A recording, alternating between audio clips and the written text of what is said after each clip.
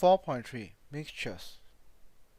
In this section, you will learn to define a mixture and, very importantly, differentiate between compounds and mixtures.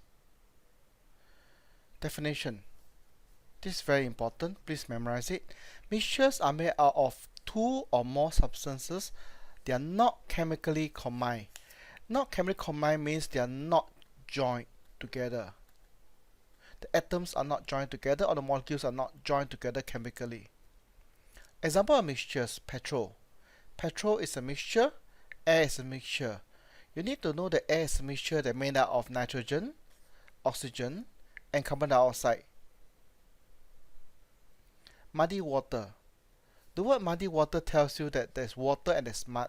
So this mud in the water is muddy water. Of course, it's a mixture. They're put together, but they're not joined together. And alloys. Very importantly, you need to know alloys. Alloys are mixture of metals. Examples are brass, bronze, and steel. You need to know what makes up steel, what makes up bronze, and what makes up brass. Types of mixtures. A mixture can exist as a combination of two elements, or two compounds, or element and compound. Can be one element, one compound, one element, two compound, and so on. So it can either be purely mixture of elements, purely mixture of compounds, or there can be any number of elements and compounds mixed together.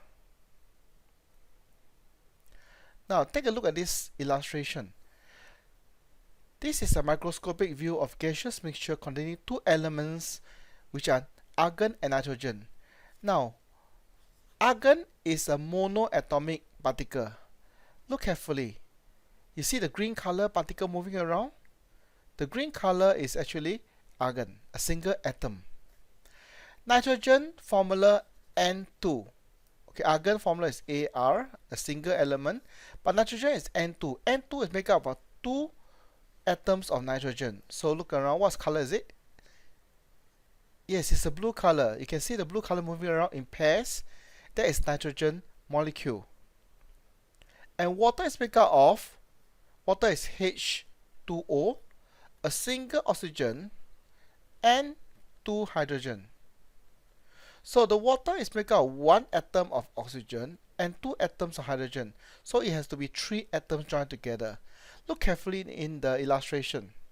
You can see the red color joined with to the two white color. That is water molecule. Water molecule is made up of one oxygen atom and two hydrogen atoms joined together.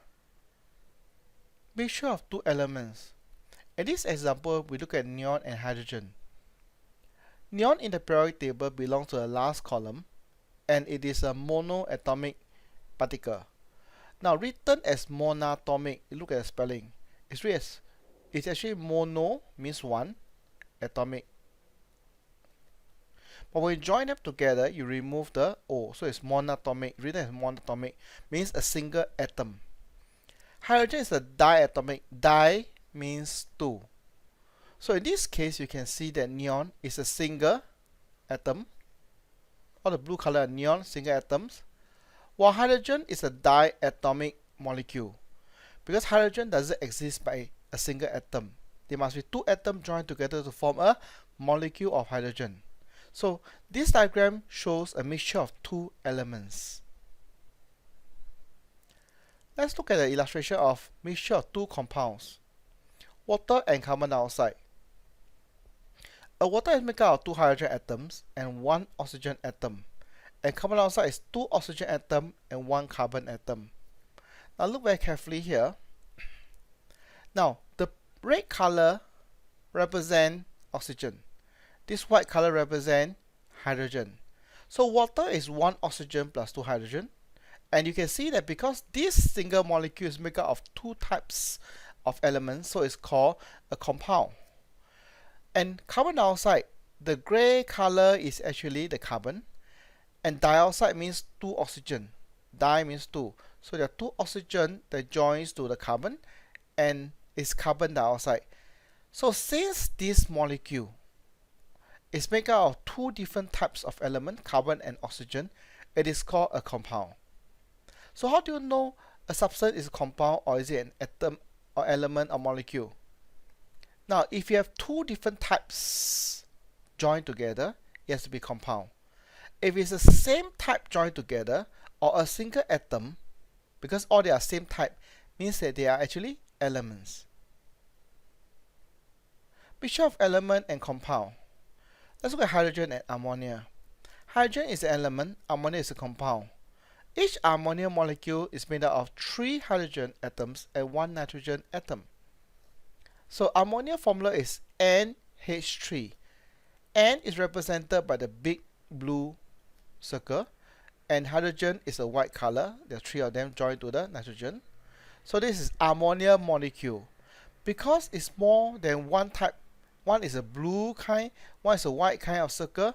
Since there are 2 different types of atom joined together, it's called a compound, a molecule of a compound. And look carefully at hydrogen. Hydrogen is made up of 2 same type. If the atoms that made up the molecule is exactly the same type, the identical type of element, you will make up an element. Okay, so 2 or more atoms of the same element joined together is still the same element. So in this case, we say that hydrogen is an element, while ammonia is a compound. And this diagram shows a mixture of element and a compound. Now, very importantly, alloy. What is an alloy? Alloy is a mixture of metals with other elements. So in other words, alloy must first have metals and then mix with other elements that can be metal or non-metals.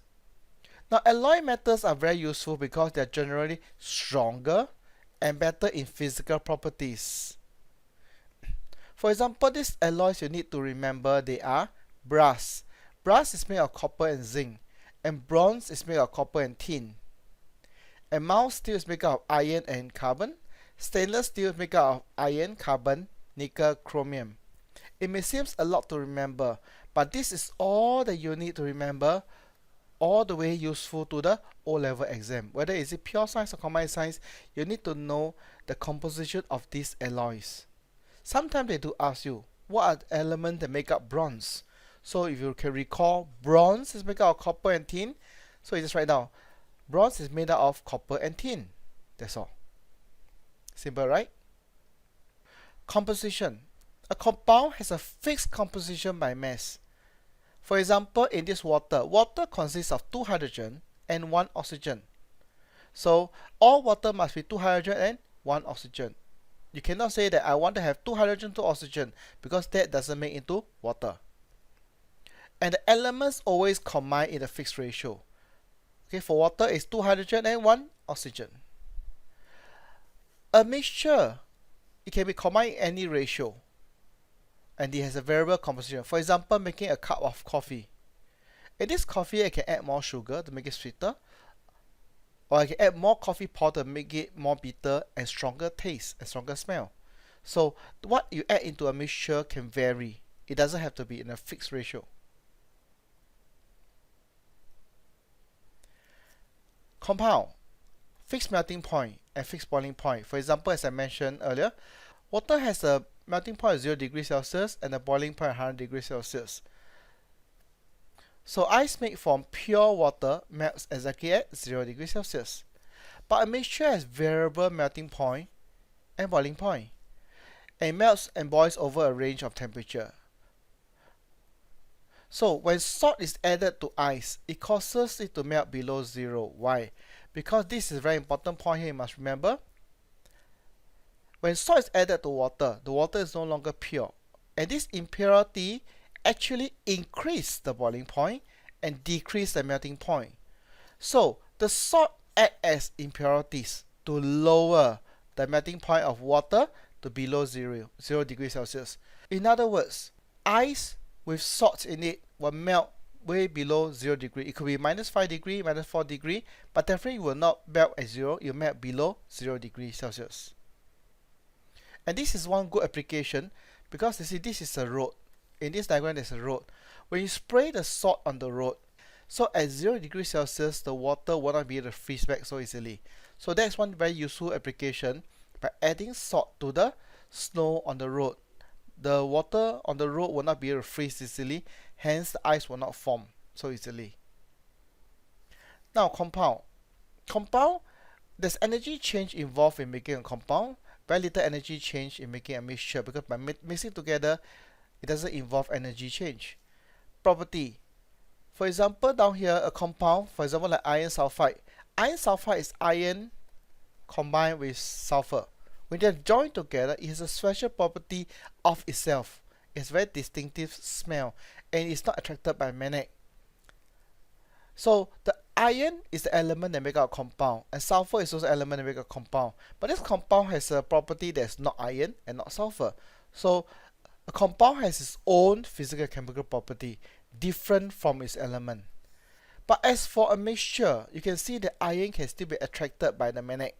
So in a mixture, all the elements have their original properties. They retain the original property. So we can easily say that in a mixture, the property is made up of all the properties of the elements or substances that make up the mixture itself.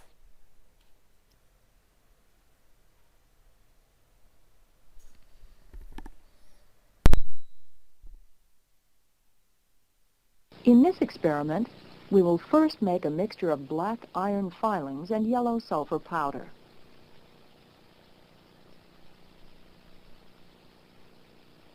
Black iron filings and yellow sulfur powder are thoroughly mixed.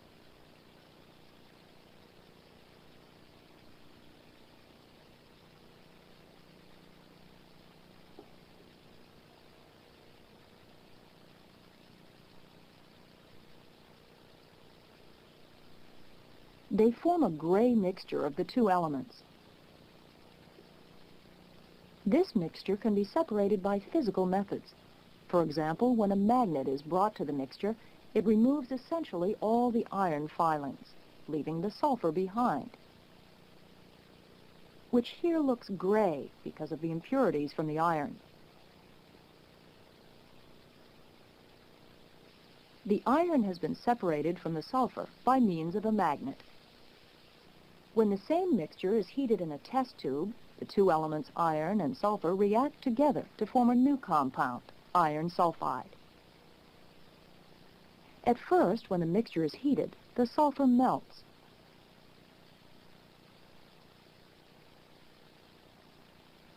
Eventually, as the heating continues, the iron and sulfur begin to react together.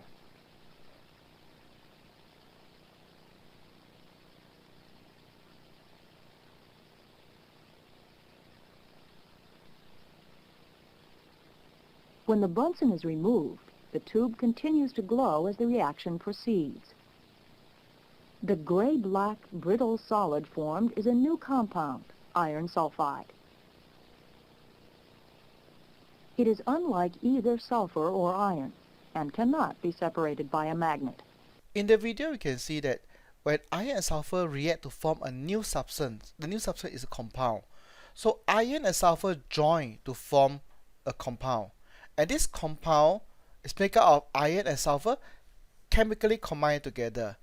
And you realize that the product, the iron 2 sulfide, can no longer be attracted by magnet. Why? Because iron 2 sulfide, being a compound, it has different property as compared to its elements that make up this compound. It no longer has a property of sulfur, and it no longer has property of iron. Since there's no property of iron, it will not be attracted by the magnet. Unlike iron in the mixture. Iron in the mixture is basically still iron, and therefore the magnet can attract the iron out from the mixture. And magnet is one of the physical separation methods you'll learn in the next chapter. Now, separation. A little bit more on separation. Compound cannot be separated by physical means. You need a chemical reaction to separate the compound. For example, this is a process called electrolysis. You do not need to know the detail of electrolysis, but need to know that electrolysis is a chemical reaction that involves electricity. You can see a battery down there, involves electricity, used to separate a compound into its elements. Now, a mixture can be easily separated by a physical method such as filtration, distillation, and this diagram shows filtration. So this insoluble solid, for example, muddy water, the mud in the water goes through as the filtrate, the liquid, while the mud gets stuck inside the filter paper as a residue. So A simple physical separation technique of filtration can be used to separate the insoluble solid from a liquid. The difference between compound and mixture is compound needs a chemical method to separate, and a mixture requires only a simple physical method to separate. Okay, let's take a look at this diagram. These are the commonly asked kind of question. Based on the molecular diagram, model diagram, you should be able to identify. Okay, let's see. Which are the pure elements? Which diagram shows pure elements? Means one single type. Let's look at A. Is A pure element? Yes. How about B? Nope. C? Yes, element. And D is still element. How about E? Nope. F, G, H. No, they are not.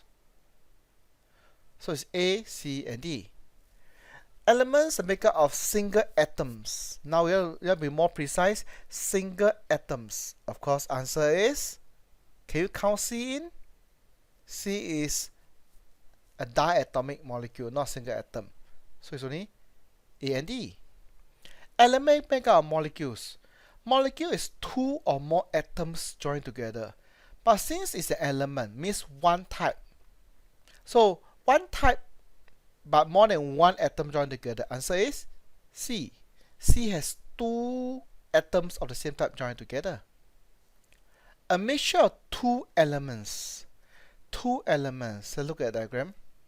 Now B doesn't look like it. B looks like compounds to me.